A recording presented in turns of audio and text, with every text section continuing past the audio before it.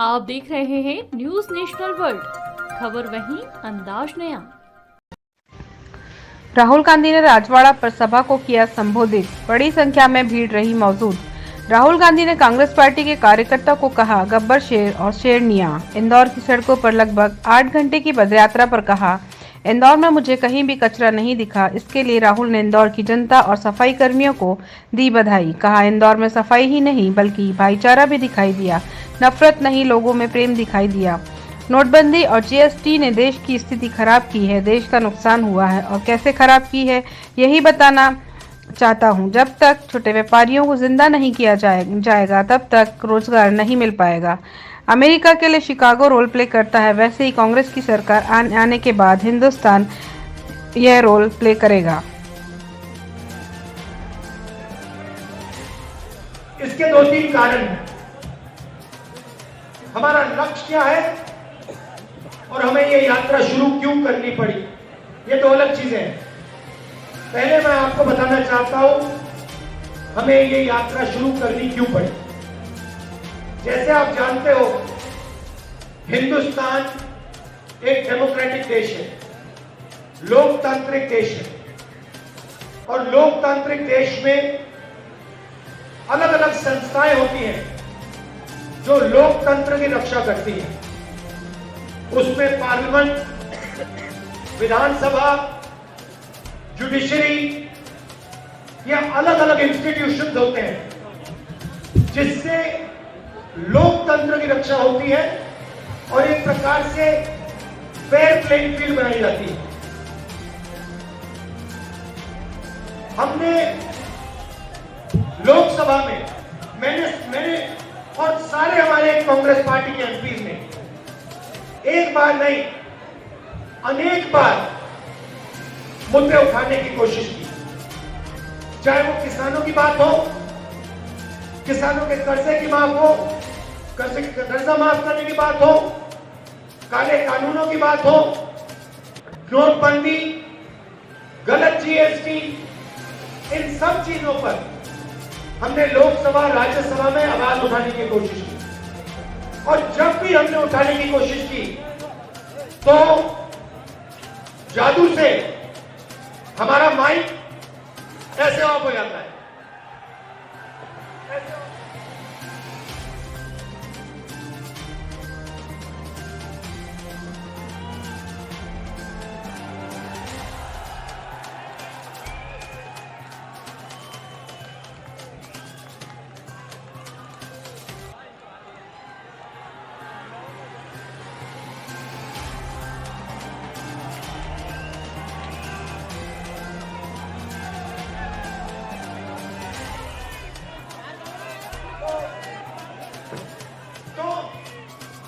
हम जो भी बोलना चाहते हैं, जैसे अभी आपने देखा, हम बोलते रहते वहां पे माइक ऑफ हो जाता है। तो वहां से हमने कोशिश की, वहां माइक ऑफ हो जाता है। फिर मैंने हमारे प्रेस के मित्रों की बात की, इनके सामने हम बात उठाते हैं, उस जवाब को आप मान लेना, एक्सेप्ट कर लेना, मेरी बात मत मानो, ठीक है। लक्ष्य क्या है मैं बताता हूं। मैं कन्याकुमारी से इंदौर तक चला हूं, 2000 किलोमीटर, 2000 किलोमीटर, और 2000 किलोमीटर में मैं 8 घंटे, और हम सब 8 घंटे आपकी बात सुनते हैं, बोलते नहीं है, 2-3 सवाल पूछते हैं, मगर आपके मन में जो है उसको समझने की कोशिश करते हैं। और मैंने पिछले 80 दिन में हजारों किसानों से, हजारों युवाओं से, माताओं बहनों से, बुजुर्गों से बात की है, उनकी दिल की आवाज सुनी है। युवा कहता है, मैं पूछता हूं भाई एक बात बताओ, बहन एक बात बताओ, क्या पढ़े? कहते हैं इंजीनियरिंग की। अगला सवाल पूछता हूं, भाई माता पिता ने शिक्षा में कितने पैसे डाले? कहते हैं भाई लाखों रुपए डाले। किस कारण डाले? मेरा सपना था इंजीनियर बनने का, इसीलिए मेरे माता पिता ने अपना खून पसीना देकर इंजीनियरिंग की डिग्री के पैसे मुझे दिए। बेटा आज क्या करते हो? मजदूरी करता हूं। बेटा आप क्या करते हो? ऊबर चलाता हूं। बेटा आज क्या करते हो?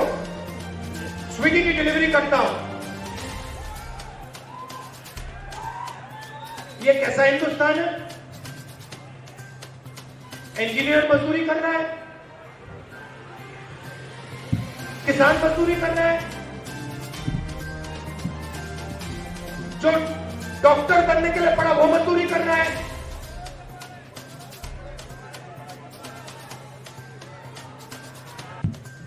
उनकी बात कोई नहीं उठाता। कुछ दिन पहले मेरे पास डेलीगेशन आया, मैंने उनसे पूछा, और यहां पे जो भी हैं, छोटे व्यापारी हैं, स्मॉल और मीडियम बिजनेस चलाने वाले लोग हैं, वो बिल्कुल एक सेकंड में समझ जाएंगे। मैंने उनसे पूछा, डेलीगेशन से पूछा, भैया बताओ हिंदुस्तान के इतिहास में आपके खिलाफ सबसे खराब काम कौन सा था? बिना सोचे एक सेकंड में पहले नंबर नोटबंदी, दूसरे नंबर जीएसटी। मैंने फिर उनसे पूछा, भैया एक बात बताओ, नोटबंदी और जीएसटी से किसान का तो फायदा नहीं हुआ, मजदूर का फायदा नहीं हुआ, छोटे दुकानदार का फायदा नहीं हुआ, युवाओं का फायदा नहीं हुआ, स्मॉल मीडियम बिजनेस का फायदा नहीं हुआ, तो फायदा किसका हुआ? एक सेकंड नहीं लगा, सबको मालूम है, बस 2-3 लोगों को फायदा हुआ है। वही लोग जिन्होंने इनके पीछे लगाम बांध रखी है। तो अब देशभक्ति की बात होती है, तिरंगे की बात होती है। देश का सबसे बड़ा नुकसान इन 2 पॉलिसियों ने किया है, नोटबंदी और जीएसटी ने। जो मैं आपको बता रहा हूं, जो काम चाइना की सेना नहीं कर सकती, नोटबंदी ने और जीएसटी ने कर दिया है। और कैसे किया मैं आज आपको समझाना चाहता हूं, इसीलिए मैं इंदौर आया हूं। रोजगार की रीढ़ की हड्डी जो होती है, वो छोटे व्यापारी, स्मॉल और मीडियम बिजनेस चलाने वाले और किसान होते हैं। ये लोग हिंदुस्तान को और हिंदुस्तान के युवाओं को करोड़ों रोजगार देते हैं। सही बात? सही बात। अब सरकार ने अपने मित्रों को फायदा पहुंचाने के लिए ये 2 पॉलिसियां लागू की, और इन 2 पॉलिसी से जो स्मॉल और मीडियम बिजनेस वाले हैं, जो छोटे व्यापारी हैं, मैं एक टेक्निकल शब्द प्रयोग करूंगा, उनको समझ आ जाएगी बात, उनके कैश फ्लो को खत्म कर दिया। देखो ऐसे कर रहे हैं, उनके कैश फ्लो को खत्म कर दिया, मतलब उनके गले को घोट दिया। क्योंकि अगर छोटे व्यापारी का, स्मॉल मीडियम बिजनेस वाले का कैश फ्लो बंद कर दो, 1 महीना 2 महीना बंद कर दो, वहीं का वहीं वो मर जाता है। मगर अगर आप हिंदुस्तान के सबसे बड़ी कंपनियों का कैश फ्लो 1 महीना 2 महीना 6 महीना 1 साल भी बंद कर दो तो कोई फर्क नहीं पड़ता। जीएसटी का और नोटबंदी का लक्ष्य छोटे व्यापारियों को स्मॉल और मीडियम बिजनेस वालों को खत्म करने का है। और जैसे ही इन्होंने ये काम किया, हिंदुस्तान अपने युवाओं को रोजगार नहीं दे पाए। खत्म। आप अब कुछ भी कर लो, कुछ भी कर लो, जब तक एक बार फिर ये जो छोटे व्यापारी हैं, स्मॉल और मीडियम बिजनेसेस हैं, जब तक इनको फिर से जिंदा नहीं किया जाएगा, जब तक इनकी मदद नहीं की जाएगी, तब तक इस देश में युवाओं को रोजगार नहीं मिल सकता है। और ये दो पॉलिसीज हैं, ये देश के विरोध की पॉलिसीज हैं, देश को कमजोर करने की पॉलिसीज हैं। मेरी बात मत मानो। इस भाषण के बाद आप किसी भी दुकानदार के पास चले जाओ, किसी भी किसान के पास चले जाओ, किसी भी छोटे बिजनेस और मिडिल साइज बिजनेस चलाने वाले व्यक्ति के पास चले जाओ, उससे पूछो, देखो राहुल गांधी आया था इंदौर, उसने कहा कि नोटबंदी और जीएसटी से देश का भयंकर नुकसान हुआ है, करोड़ों रुपए दिए हैं। जिस सरकार को आपने चुना, जिस सरकार को आपकी आवाज ने चुना, उस सरकार को बीजेपी ने खरीद कर, उस सरकार के लोगों को खरीदा। अगर ये भ्रष्टाचार नहीं है तो क्या भ्रष्टाचार है?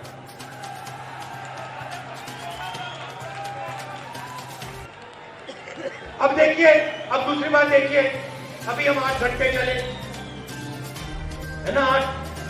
अब ये देखिए स्टेज पे लोगों के चेहरे देखिए, देखिए जयराम रमेश जी थोड़ा काम कर रहे हैं, ये देखिए कमलनाथ जी को देखिए मुस्कुरा रहे हैं, वेणुगोपाल जी को देखिए, जीतू को देखिए, ये थके हुए लग रहे हैं क्या? एक भी थका है? क्यों?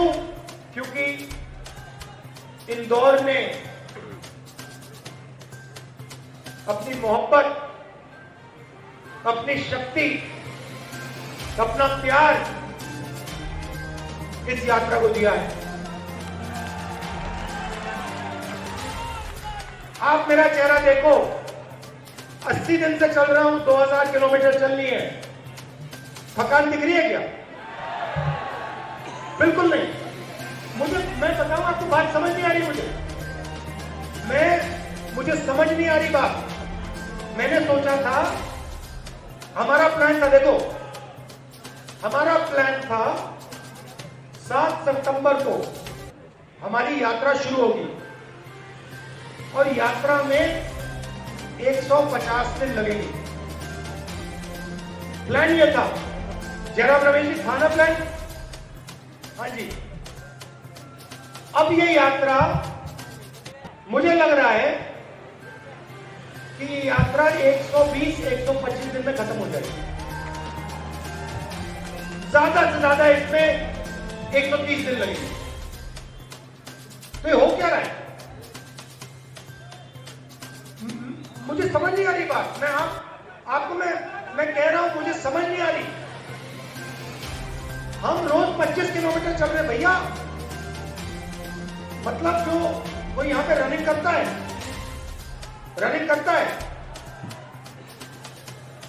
करते हो ना? मैराथन कितने किलोमीटर की होती है? नहीं, 42 की मैराथन होती है। हम हर रोज हाफ मैराथन कर रहे हैं, हर रोज। मतलब 40 हाफ मैराथन कर दी हमने, पता नहीं लग रहा। सुबह 4 बजे उठता हूं, ऑटोमेटिकली भैया खटाट दरवाजे के बाहर चलो, और 12 बजे सोता हूं। 3.5 घंटे 4 घंटे सो रहे हैं। मैं नहीं, सिर्फ मैं नहीं, सबके सब 4-5 घंटे सो रहे हैं। यात्रियों में से 5 घंटे से ज्यादा कोई नहीं सो रहा। हमें समझ नहीं आ रही बात। क्या हो रहा है? मैंने सोचा इसके बारे में, मैंने सोचा ये हो क्या रहा है, कैसे हो सकता है? 80 दिन हो गए, 2000 किलोमीटर हो गए, किसी को कोई थकान नहीं। और मैं सिर्फ अपनी बात नहीं कर रहा हूं, आप किसी यात्री से पूछ लो, 80-90 किलो के यात्री हैं हमारे, हैवी वेट कांग्रेस वाले, नहीं थक रहे, नहीं थक रहे। तो मैं एक ही बात कह सकता हूं कि हम अपनी शक्ति का प्रयोग नहीं कर रहे हैं, आपकी शक्ति का प्रयोग कर रहे हैं, कि आप हमारी मदद कर रहे हो, आपका प्यार, आपकी मोहब्बत, आपका भरोसा हमें मदद कर रही है। तो इसके लिए दिल से आप सबको मैं धन्यवाद करना चाहता हूं। आपने जो स्वागत किया इंदौर में, बिल्कुल कितने लोगों से गले मिला हूं मैं, हजारों लोगों से गले मिला हूं। तो इसके लिए आप सबको और इस शहर को बहुत बहुत धन्यवाद। अच्छा, जब मैं चल रहा था मेरे दिमाग में एक बात आई जो मैं कांग्रेस के नेताओं से कहना चाहता हूं। मैं जब यूनिवर्सिटी में था, मैं यूएस में यूनिवर्सिटी किया, और यूएस का जो सबसे बड़ा एयरपोर्ट है, जहां सबसे ज्यादा हवाई जहाज लैंड करते हैं, उसका नाम जानते हो? नहीं, वॉशिंगटन उनका कैपिटल है, हमारी दिल्ली उनका वॉशिंगटन। वॉशिंगटन का एयरपोर्ट बड़ा नहीं, बॉस्टन कैलिफोर्निया में, सैन फ्रांसिस्को बड़े एयरपोर्ट नहीं है। उनका सबसे बड़ा एयरपोर्ट शिकागो का है। अब शिकागो का सबसे बड़ा एयरपोर्ट क्यों आप जानते हो? क्योंकि शिकागो अमेरिका का लॉजिस्टिक्स का सेंटर है। मतलब जो भी अमेरिका में इस तरफ से उस तरफ जाता है, ऊपर से नीचे जाता है, वो शिकागो से जाता है। मतलब लॉजिस्टिक्स का हब है। मैं चाहता हूं कि हिंदुस्तान, एक दिन ऐसा आए जब हिंदुस्तान का सबसे बड़ा एयरपोर्ट इंदौर में, और आप इस देश के लॉजिस्टिकल हब बनो। मतलब जो भी माल देश में घूमता है, ऊपर से नीचे, दाएं से बाएं, उसका मैनेजमेंट आप लोग करें। ये आपका भविष्य है, देख लेना, ये होगा। ये आपका भविष्य है, ये आपका भविष्य है। भाइयों और बहनों, इंदौर के युवा, इंदौर की जनता और प्रेस के हमारे मित्रों, आप सबका आज यहां बहुत बहुत स्वागत, नमस्कार। आज प्रेस को इस साइड लगा रखा है, नमस्कार।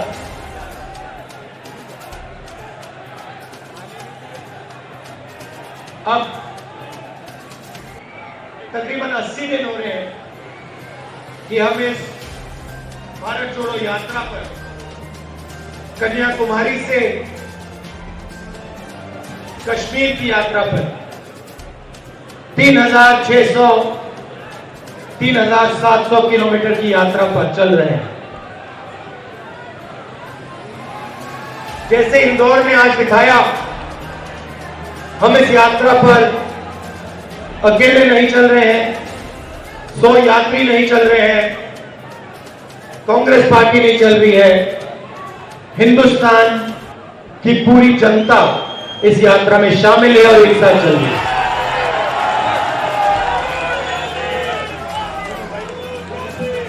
और आज मैंने देखा, सबसे पहले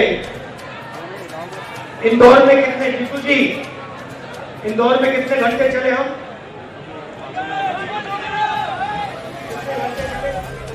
1 इंदौर में कितने घंटे चले हम आपकी सड़कों पे 8 घंटे चले आज 8 घंटे नहीं। अभी ताली मत बजाइए, ताली बजाने का समय अभी आएगा। मैंने 8 घंटे आगे पीछे दाएं बाएं ऊपर नीचे देखा, मुझे इंदौर में कोई कचरा नहीं दिखाई दिया। और मैं इसके लिए इंदौर की जनता और इंदौर के जो सफाई कर्मचारी हैं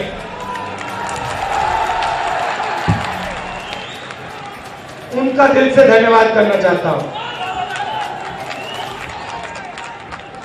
और सवाल पूछने पे मुझे बताया गया कि आप लोग 6 बार पुरस्कार जीते हुए हो, तो आपको सबको बहुत बहुत बधाई।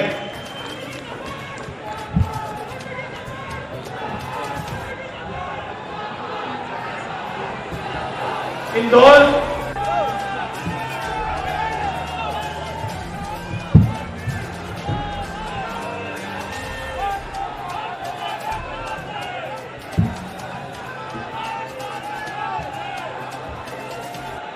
केसी वेणुगोपाल जी, जेपी अग्रवाल जी, कमलनाथ जी, दिग्विजय सिंह जी, जीतू पटवारी जी और स्टेज पे कांग्रेस पार्टी के सब वरिष्ठ नेता, कांग्रेस पार्टी के तो भैया देखो, मैं सरल तरीके से आपको समझा देता हूं।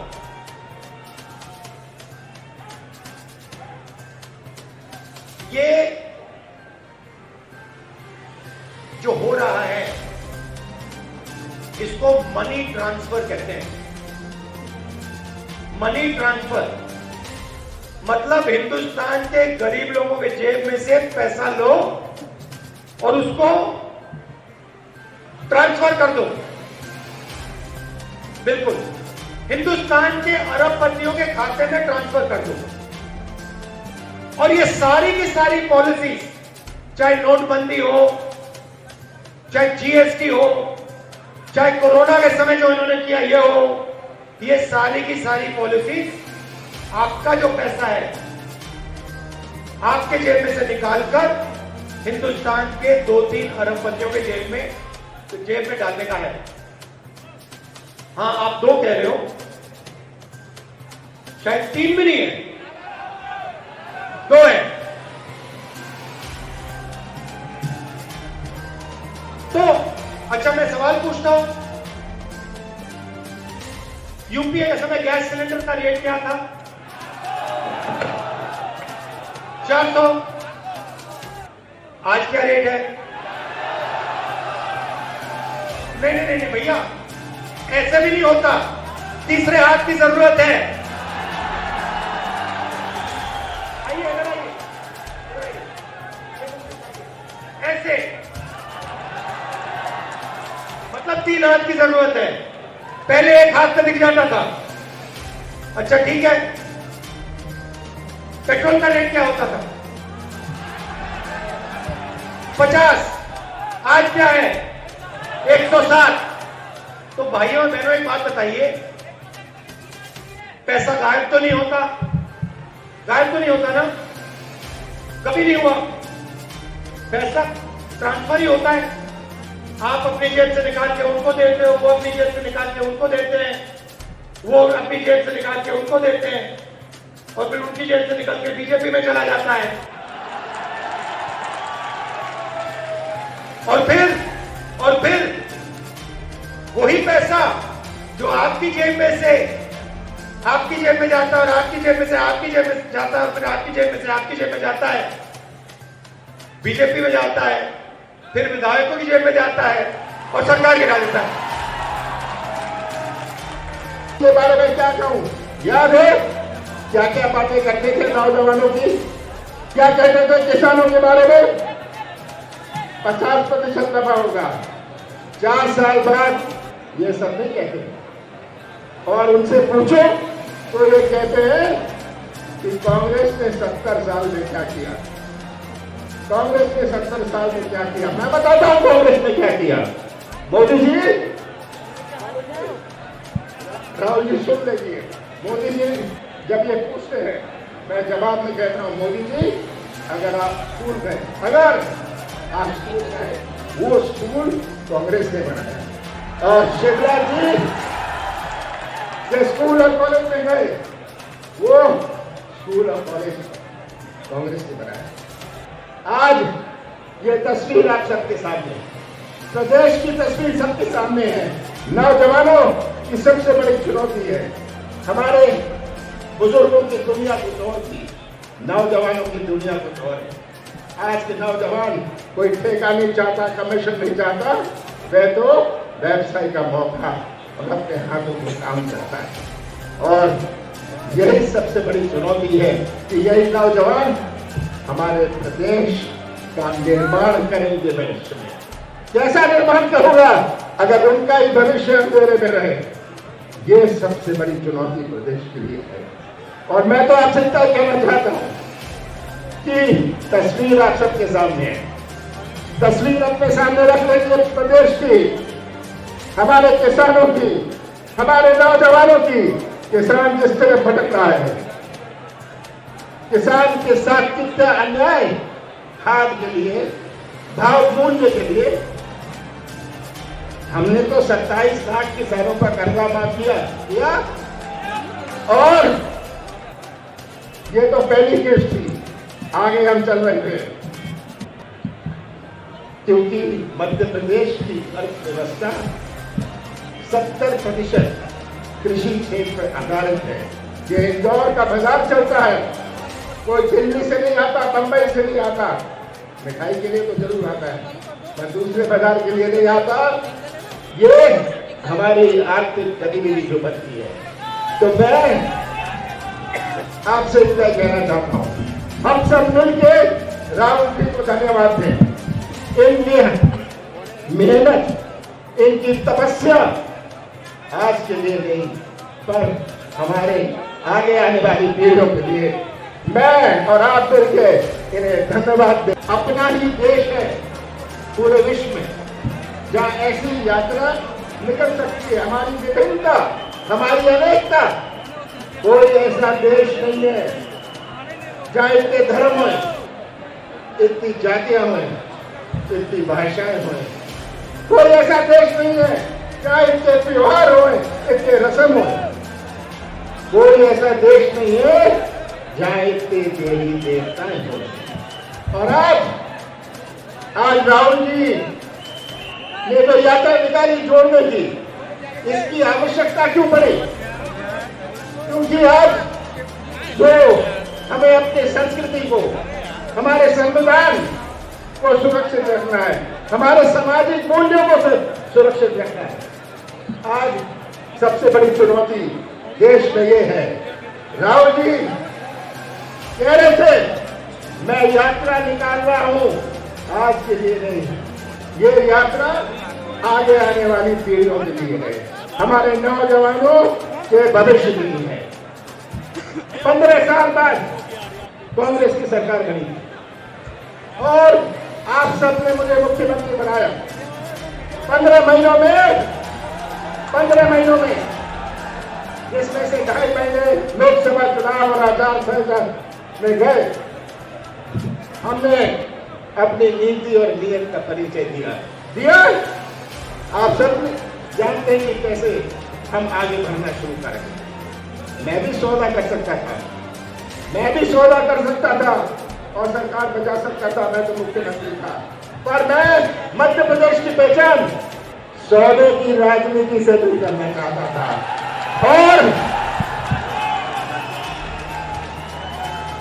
और हमारे हर क्षेत्र में अगर हमने बिजली दी 100 रुपए 100 यूनिट, अगर हमने मध्य प्रदेश और खास करके इंदौर के लिए नई पहचान बनाने का प्रयास किया कि मध्य प्रदेश की पहचान, मध्य प्रदेश के विश्वास से ही यहाँ निवेश आएगा। जो आज तमिलनाडु और केरला में सामान बेचता है, वो दूसरे प्रदेशों में, पंजाब हरियाणा में अपने उद्योग लगाते हैं। मध्य प्रदेश में क्यों नहीं? क्योंकि मध्य प्रदेश भ्रष्टाचार में नंबर 1, भ्रष्टाचार की व्यवस्था प्रणाली। शिवराज सिंह जी के बारे में जितना कहूं उतना कम है। उनका खाना नहीं हजम होता जब तक वो एक झूठ नहीं बोलते, इनमें एक झूठ नहीं बोलते। आपकी ओर से, अपनी ओर से राहुल जी को धन्यवाद देना चाहता हूं कि ऐसी यात्रा जिसकी आज इतनी आवश्यकता है देश में,